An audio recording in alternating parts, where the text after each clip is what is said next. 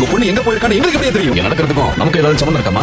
சத்தியமா இல்ல மாமா. நீங்க சொன்ன மாதிரி ஜெனிக்கு சக்தி கரெக்டா முடிச்சு வச்சிட்டேன். ஹாய் ஃப்ரெண்ட்ஸ், எல்லாருக்கும் வணக்கம். சின்ன மருமகள் சீரியல்ல இந்த வாரம் என்ன நடக்க போகுது அப்படிங்கிற ப்ரோமோ தாங்க இந்த வீடியோல பார்க்க போறோம். ஏற்கனவே நம்ம எதிர்பார்த்துட்டு இருக்க மாதிரி ரொம்பவே பரபரப்பா போயிட்டு இருக்கு. தமிழ்ச்செல்வி வந்துட்டு அவங்க அப்பா கிட்ட ஃபோன் பண்ணி சொன்ன மாதிரி ஐஸ்வர்யா வச்சு பேச வச்சாங்க இல்லையா? சோ அவங்க அப்பாவும் தமிழ்ச்செல்வியோட அப்பாவும் சக்தியும் வந்துட்டு ஜெனிஃபர் வீட்டுக்கு போறாங்க. அங்க போயிட்டு ஜெனிஃபரை அவங்க அம்மா அப்பாக்கு தெரியாம கூப்பிட்டுட்டு வந்துடுறாங்க.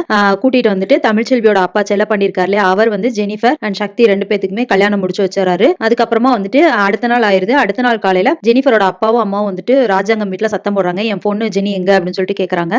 உங்க பொண்ணு எங்க போச்சுன்னு எங்களுக்கு எப்படி தெரியும் அப்படின்னு சொல்லிட்டு சேது சொல்றாங்க. அப்ப ஜெனிஃபரோட அம்மா வந்துட்டு உங்க மருமக தான் நேத்து நைட்டு என் பொண்ணு கூட போன்ல பேசிட்டு இருந்தா அப்படின்னு சொல்லும் போது அப்ப ராஜாங்கம் வந்துட்டு தமிழ்ச்செல்வி பாக்குறாங்க. என்னம்மா இதுக்கு உனக்கு ஏதாவது சம்மந்தம் இருக்கா அப்படின்னு சொல்லிட்டு, இல்ல மாமா எனக்கு எதுவும் தெரியாது, நேத்து பேசினேன் தான், அதுல வந்துட்டு எங்க மாமனார் தலையிட முடியாது அப்படின்னு தான் மாமா சொன்னேன், நீ எது வருதோ அதை நீ தான் பாத்துக்கணும், இனிமே நாங்க இதுல தலையிட முடியாது இப்படிதான் சொன்னேன் அப்படின்னு சொல்லி சொல்றாங்க. இப்படி இவங்க பேசிட்டு இருக்கும்போதே ஈஸ்வரி வந்துட்டு அவுட் ஹவுஸ்ல ஏதோ சத்தம் கேக்குது, யாரோ இருக்கிற மாதிரி சத்தம் கேக்குது அப்படின்னு சொல்றாங்க.